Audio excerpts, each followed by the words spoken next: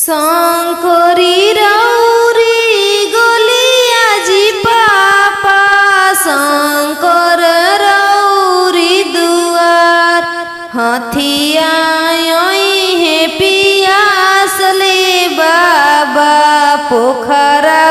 दना खानवाय घोड़ावा हे पियासले बाबा पोखरा दना खानवाय काई उनु करे खैनी जी पापा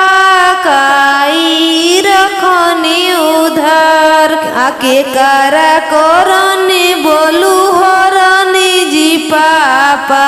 साजन छे कले दुआर पनामा उनु करे खैनी हो बेटी फुलावाला पनामा उनु करे खैनी हो बेटी फुलावा रखनी उधार तोहरे करने बोलू हरनी हो बेटी साजन छे कले दुआर तोहरे करने बोलू हरनी हो बेटी साजन छे कले दुआर पनामा उनु कर फेरी दीजी पापा फुलावा दिना छितराई हमारा केले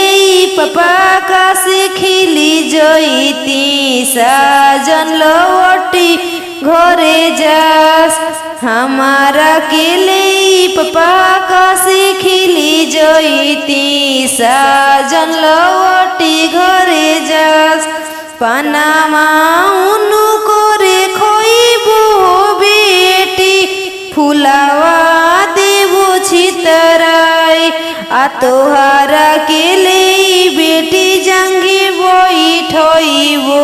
साजन लवटियो न जा आ तोहारा केले